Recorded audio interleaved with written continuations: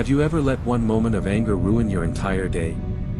One thoughtless comment from a coworker, one aggressive driver on the freeway, one sharp tone from your partner, and suddenly, you're gone.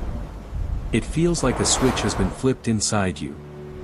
Your heart pounds, your jaw tightens, and before you can even think, you're saying things you'll spend the rest of the night regretting. You feel hijacked, thrown completely off course by a wave of emotion that seems to come from nowhere. Why does it feel like we have no control in those moments?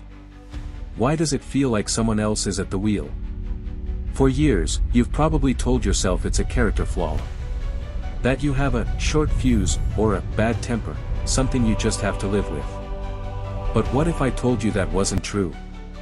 What if I told you that moment of explosive reaction isn't a failure of your character, but a biological event, a 200 millisecond hijack of your brain? Science shows that when you're triggered, a primitive part of your mind, the amygdala, takes over long before your rational brain can even process what's happening. It's a survival instinct gone wrong in the modern world. And today, you're going to learn exactly how to stop it. You're going to learn how to take that control back. The answer isn't some new age trend. It's a timeless, battle-tested philosophy forged by soldiers, leaders, and emperors 2,000 years ago. It's called Stoicism.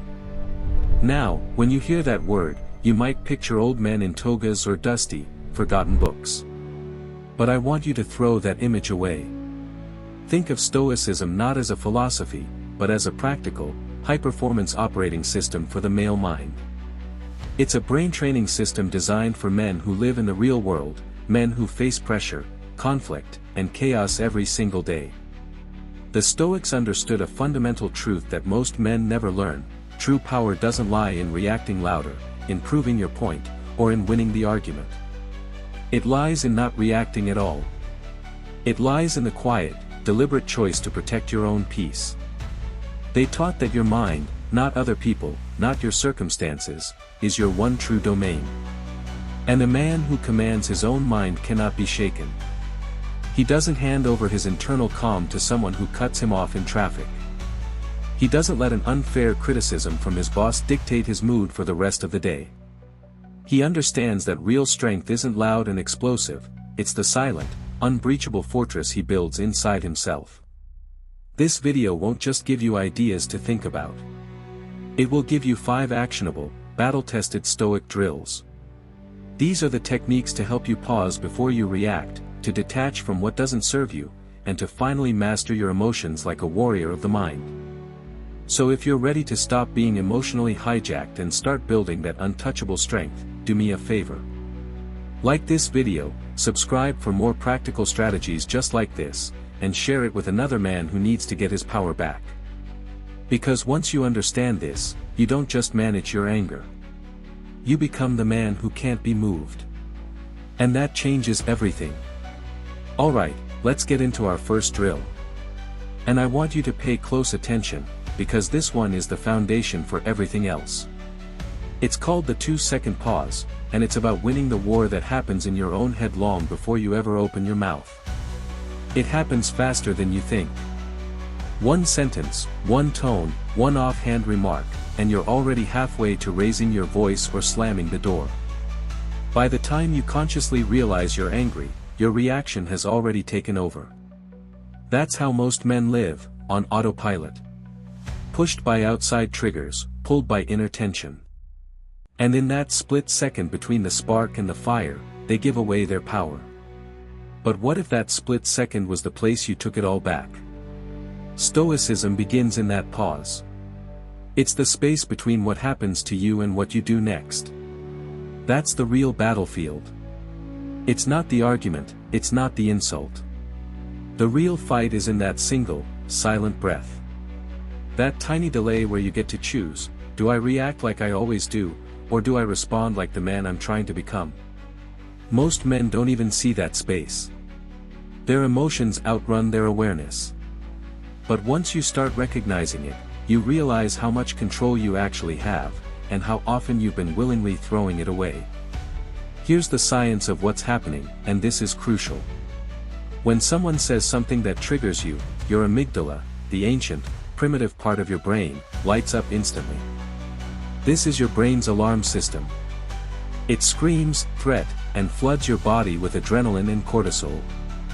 It's preparing you for a physical fight that, in a modern office or a living room, never comes.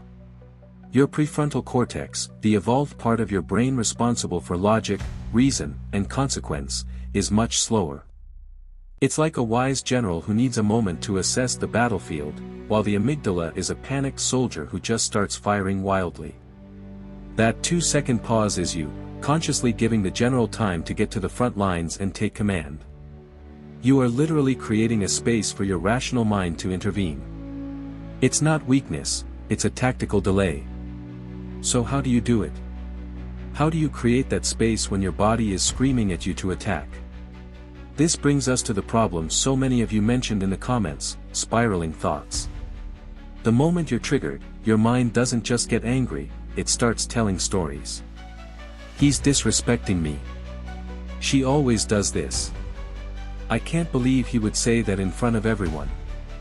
Your imagination becomes your worst enemy, building a case for why your anger is justified. The pause is your chance to kill that story before it takes root. The moment you feel that heat rising in your chest, the moment you feel your jaw clench, you do two things. First, you say nothing. You bite your tongue, physically if you have to. Second, you practice a simple technique called grounding. It's incredibly powerful. Instead of focusing on the noise in your head, you force your attention onto the physical world. Feel the soles of your feet flat on the floor. Notice the weight of your body in the chair. Listen for the furthest sound you can hear, maybe the hum of the air conditioner or traffic outside. Pick one color in the room and just stare at it for a couple of seconds. What this does is it yanks your brain out of the imaginary world of past grievances and future catastrophes and anchors it firmly in the present moment. And in the present moment, there is no story. There is only what is. Let's picture it. You're at home. Your teenage son talks back again. That tone, that look in his eyes, it stings. Your instinct, your programming, is to snap back immediately, to assert your authority. But this time, you don't. You feel the heat, and instead of letting it explode, you pause. You feel your feet on the kitchen floor.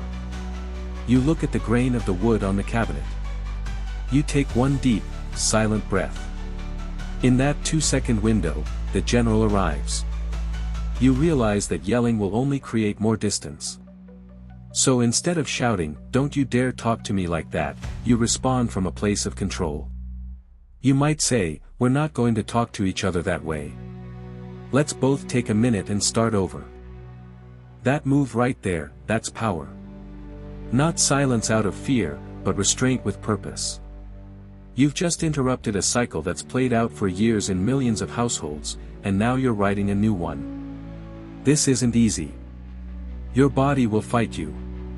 Your ego will tell you that you're being weak, that you're letting them win. But you have to ask yourself, what does winning look like? A house full of tension? A relationship built on fear? Or a quiet sense of self-respect because you, and only you, decided how you would respond? Master this pause, and you master the first and most important step to becoming untouchable. Once you've mastered the pause, you've won the internal battle. But what about the external one? What do you do when someone is actively disrespecting you, challenging you, or bullying you? This is where many men get stuck. The fear is that if you don't push back, if you don't raise your voice and fight fire with fire, you'll be seen as weak. That you're letting them walk all over you. This is a lie, a piece of faulty programming we've inherited that says male strength must be loud and aggressive to be real. The Stoics teach a higher form of power.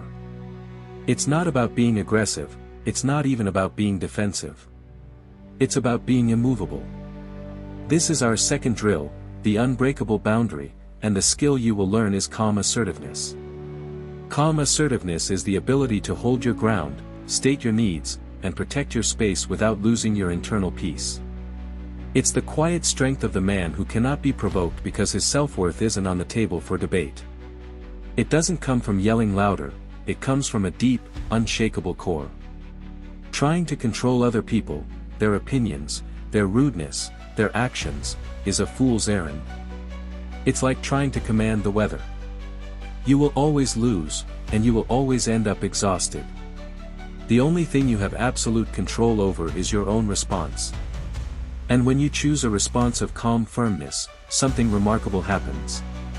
You become the one who sets the tone. You become the one with the real power. There's a growing body of psychological research that backs this up. Studies have shown that the act of setting clear, firm boundaries is directly linked to lower levels of stress, anxiety, and depression. When you assert a boundary, you are sending a powerful signal to your own brain: I deserve to be treated with respect. My well-being is not negotiable. This isn't an act of selfishness, it's an act of self-preservation. Holding in your frustration, swallowing disrespect, letting resentment build, these things create chronic, low-grade stress that, as we'll see later, literally poisons your body. Calm assertiveness is the antidote. It's the release valve that protects your mental and physical health. So let's make this real. A lot of you said in the comments that you struggle with bullies or toxic people, especially when you can't just walk away, like at work or in your own family. You want to know how to handle it directly. Picture this: you're in a team meeting. A colleague, who has a history of being difficult, publicly criticizes your work with a condescending tone. He's not offering constructive feedback, he's trying to make himself look good by making you look bad. The old you would have felt that surge of adrenaline. You would have jumped in, gotten defensive, and maybe fired back a sarcastic comment of your own.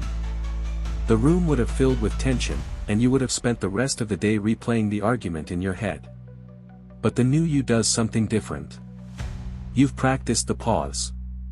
You feel the heat rise, but you let it pass. You take a breath. And then, you deploy calm assertiveness. You look at him, not with anger, but with a calm, steady gaze, and you say one of these lines: I hear your concerns, but I don't find that tone productive. Let's discuss this professionally after the meeting. Or, even more directly, I'm not going to respond to that kind of disrespect. We can talk when you're ready to have a civil conversation. Do you see what just happened? You didn't attack his point. You didn't attack him. You addressed his behavior. You drew a line, not in the sand, but in solid rock. You made the boundary about the conduct you will and will not accept. You refuse to play his game. This unnerves a bully far more than any angry retort ever could. They expect a fight. They are prepared for a fight. They are not prepared for a man who calmly refuses to be pulled down into the mud with them. This isn't about having the perfect line. It's about the energy behind it. It's the quiet confidence of a man who is the sole guardian of his own dignity. If it's a family member who constantly makes passive-aggressive jabs, you can say, when you make comments like that, it makes me want to pull away. I value our relationship, but I can't be around that kind of negativity. You are not asking them to change. You are informing them of the consequences of their actions. If they continue, you will withdraw your presence. This is the ultimate form of control. You are not surrendering. You are strategically disengaging from battles that are not worth your energy. You save your strength for what matters. This takes practice. Your voice might shake the first time you do it. Your heart might pound. That's okay. Do it anyway. Every time you calmly enforce a boundary, you are casting a vote for the man you want to be. You are reinforcing your own self-respect. And over time, that respect builds a wall around your inner peace, an unbreakable boundary that no insult, no provocation, and no bully can ever tear down. So, you've learned to create the pause. You have the tools for calm assertiveness. But here's a hard truth, and it's one that most men stumble on: you can't expect to be calm in the middle of a storm if you have never practiced calm in the quiet. You can't hope to lift a heavy emotional weight in a crisis if you haven't been doing your reps every single day. This is the part most men miss. They listen to ideas like this, they get inspired, and they wait. They wait until they're angry, until they're disrespected, until they're overwhelmed, and only then do they try to control themselves. But emotional strength doesn't show up on command any more than physical strength does. It's not a magic trick. It's trained. It's earned. It's built in the quiet moments when no one is watching. Think about it like this. Imagine a man who has never set foot in a gym. He spent his life on the couch. Then one day, his car gets stuck in a ditch and he needs to lift the back end. He walks up to it, grabs the bumper, and tries to lift with all his might. What happens? Nothing. He strains, he grunts, maybe he even hurts himself, but the car doesn't move. He failed not because he's inherently weak, but because he's untrained.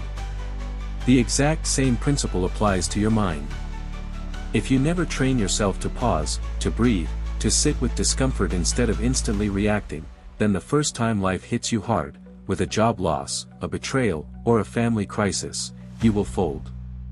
This is why our third drill is possibly the most critical, the daily representative. You must build your calm like a muscle. This isn't about some hour-long meditation session or a complex spiritual ritual. We're talking about a simple, non-negotiable routine. It's something you do every single morning, just like brushing your teeth. This addresses what so many of you asked for, a practical, daily exercise. We call it the 5-minute Stoic start. That's it. 5 minutes. No excuses. Before you check your email, before you look at the news, before the world has a chance to throw its chaos at you, you give the first 5 minutes to yourself. Here's how it works. Minute 1, anchor your breath. You simply sit down in a quiet spot. You close your eyes. And you focus on nothing but your breathing. Don't try to stop your thoughts, just let them drift by like clouds. Inhale slowly through your nose for a count of 4.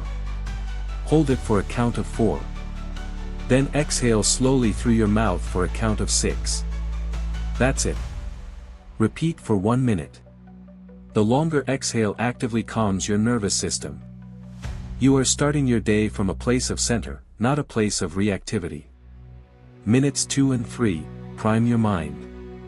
You're going to do a 2-minute mental briefing. You can use a notebook or just do it in your head. You ask yourself 2 simple questions. First, what is one thing I can be genuinely grateful for right now? It could be your health, your family, the cup of coffee in your hand. This isn't about cheesy positivity, it's about perspective. It anchors you in what you have, not what you lack. Second question, what is one challenge or potential frustration I might face today? This is a core Stoic practice called premeditatio malorum, the premeditation of evils. You anticipate the difficult meeting, the frustrating commute, the tough conversation. You see it coming. Minutes 4 and 5, rehearse your response. This is where you put it all together. Take that one challenge you just identified. Now, in your mind, you run a simulation. You visualize that moment happening. See your boss criticizing your report. Hear your colleague's annoying comment. Feel that initial spark of anger or frustration you know so well. Now, visualize yourself doing exactly what we've been talking about. See yourself taking that 2-second pause. See yourself practicing calm assertiveness. Rehearse the exact words you would use. Feel the quiet satisfaction of responding with control, not chaos. You are essentially using a flight simulator for your emotions. You are preparing for turbulence in a safe environment, so when the real thing hits, it's just muscle memory. That's the entire routine. 5 minutes. These aren't empty rituals, they are your emotional weightlifting. Each day you do this, you are adding a small plate to the bar. At first, it feels like nothing. A week goes by, and you might not notice a difference. But a month in, you'll handle a situation that would have ruined your day with a simple, calm response. 6 months in, you'll look back at the man you used to be, the man who was so easily triggered, and you won't even recognize him. The man who trains his mind in stillness wins when the noise comes. Don't wait for the world to test you. Test yourself, every single morning, in the quiet. We need to talk about resentment. And I'm not just talking about the big, life-altering betrayals. I'm talking about the small stuff. The neighbor who never returned your expensive tool. The in-law who made that slick comment at Thanksgiving 5 years ago. The boss who took credit for your idea. Most men think they've moved on from these things just because they don't talk about them anymore. They bury it. They tell themselves, I'm over it. But silence is not healing. And that buried resentment doesn't just disappear. It metastasizes.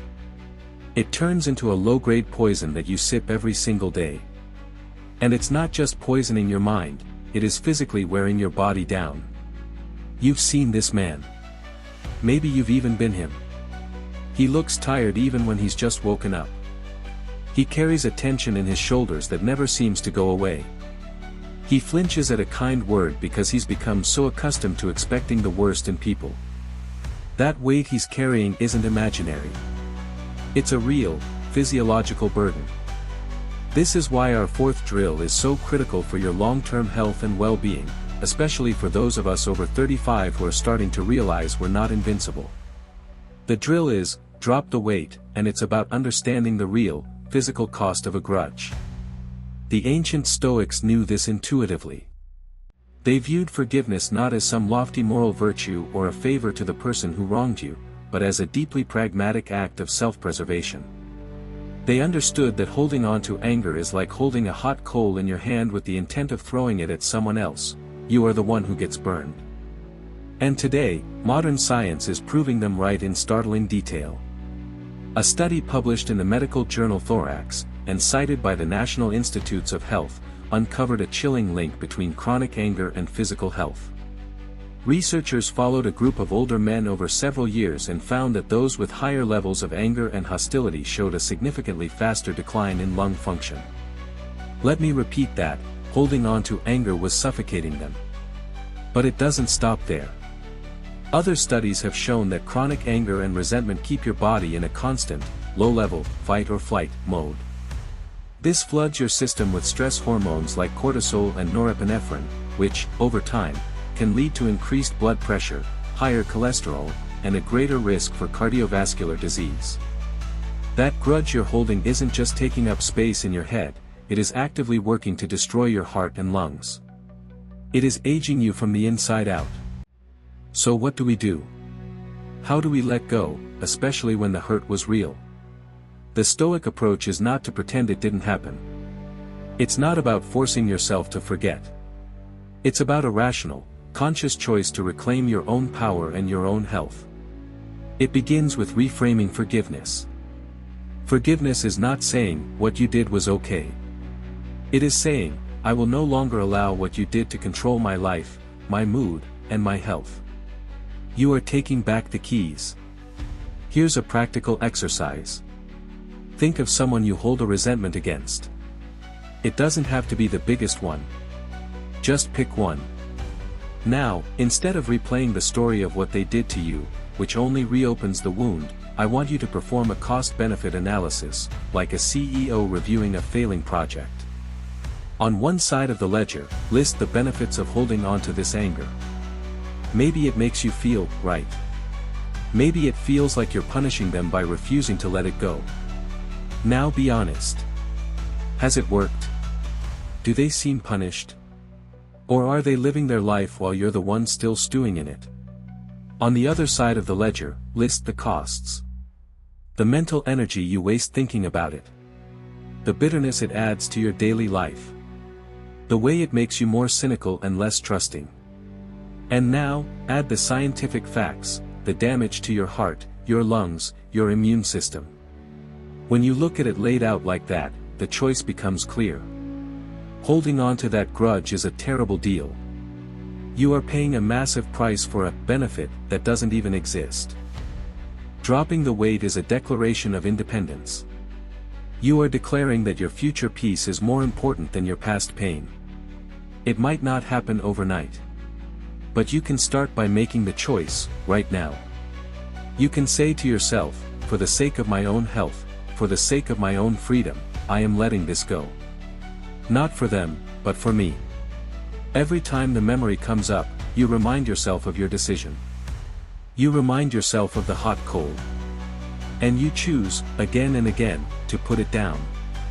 The man who travels light moves faster, breathes deeper, and lives longer. You deserve to be that man. You owe it to yourself to put the weight down. You've learned to pause, to set boundaries, to train daily, and to drop the weight of resentment. This final drill is what ties all of them together. It's the master skill that transforms your entire experience of the world. It's the move that takes you from being a man who endures hardship to a man who uses it. This is the reframe, the art of turning every conflict, every obstacle, and every piece of bad luck into a personal test of your mastery. Because life will never stop testing you. The only question is whether you see it as a punishment or as practice. You had your whole day planned out. Wake up early, hit the gym, get to the office and crush your to-do list. You were going to be on top of everything. Then, the universe laughs at your plan. A fender bender on the highway makes you an hour late. Your most important client cancels a meeting at the last second. Your boss, already stressed, dumps a massive, urgent project on your desk with zero notice. The plan is wrecked. And you can feel that familiar frustration building fast, that tightness in your chest, that heat in your throat. Now, where is that anger coming from? Is it from the traffic? From the client? From your boss? No. It's coming from your resistance to what is. You're not angry because things changed. You're angry because you were rigidly attached to how you thought they should be. A man who needs everything to go exactly as planned to stay calm is a man who will never know a single day of peace. The Stoic philosopher Epictetus said it best over 2,000 years ago, "It is not things that upset us, but our judgment about things." The events themselves are neutral. The traffic jam is just a collection of cars. The cancelled meeting is just an empty spot in your calendar. They have no inherent meaning. We are the ones who assign meaning to them. We label them bad, unfair, disrespectful, and then we suffer from our own labels. The reframe is the practice of consciously choosing a more empowering label. Instead of seeing a challenge as a threat to your peace, you choose to see it as a test of your strength. It's no longer a problem, it's a pop quiz. It's no longer a disaster, it's a training simulation. This is the most profound mindset shift a man can make. You stop being a victim of your life and you become a student of it. Let's make it concrete. Imagine you're in a negotiation with a client. You've put in weeks of work, the deal is fair, but at the last minute, he tries to change the terms, implying that your work isn't worth what you're asking. It's a low blow, designed to make you feel defensive and desperate. The old you would have seen this as a personal attack. An insult. A crisis. Your ego would flare up, you'd start arguing, the relationship would sour, and you'd likely lose the deal and your peace of mind along with it. But the man practicing the reframe sees it completely differently. The moment the client makes his move, a new thought process kicks in. Instead of, "How dare he," you think, "Ah, interesting. A test." You start to analyze it like a coach watching game film. This is a test of my ability to remain calm under financial pressure. It's an opportunity to practice my calm assertiveness. It's a chance to use the 2-second pause instead of reacting with my ego. Suddenly, the entire dynamic shifts. You are no longer his victim. You are a student in life's classroom, and this is just today's lesson. You might respond by pausing, looking him in the eye and calmly saying, "I understand you're trying to get the best deal possible, but the terms we agreed upon reflect the value of the work. I'm confident in that value." You stop asking, "Why is this happening to me?" and you start asking, "What is this asking of me? Is this traffic jam a test of my patience? Is this rude comment a test of my ability to not take things personally? Is this unexpected project a test of my focus and adaptability?" This simple question turns every moment of potential conflict into a moment of potential growth. It turns the world from a battlefield where you are constantly under assault into a gym where every piece of equipment is designed to make you stronger. You stop wasting energy on petty arguments. You stop letting small people shrink your world. And instead, you use each moment to sharpen your tools. That's how Marcus Aurelius ruled an empire. He faced betrayal, war, plague, and constant political pressure. He saw every obstacle not as a roadblock, but as raw material for virtue. He reframed it. The man who knows what to carry and what to drop, the man who can reframe any challenge into a test, doesn't get angry at the storm. He learns how to sail in it. He is never truly defeated, because every setback becomes a stepping stone. And that man, no matter the chaos, remains in control. And so now you know. You are not a prisoner of your emotions. You are not bound to a life of reacting to every little slight, every inconvenience, every provocation the world throws at you. What the Stoics taught, what men like Marcus Aurelius and Epictetus lived, is that calm is not given, it's forged. Self-control is not about denial, it's about discipline. And peace isn't weakness, it's power, sharpened in the quiet moments of intentional practice. We've walked through the 5 battle-tested drills that can take you from being constantly triggered to becoming truly untouchable. You've learned the 2-second pause, the tactical delay that lets your rational mind win the war against your primitive brain. You've learned about the unbreakable boundary, the power of calm assertiveness to defend your peace without sacrificing your dignity. We've covered the daily rep, the non-negotiable 5-minute routine that builds your emotional strength like a muscle, rep by rep, day by day. You now understand the critical need to drop the weight, releasing the physical poison of a grudge not for them, but for your own health and vitality. And finally, you've learned the reframe, the master skill of seeing every obstacle not as a roadblock, but as a training ground to forge your character. This isn't just theory. This is your life. It's in the way you respond to your partner after a long, hard day. It's how you hold your ground in a tense meeting at work.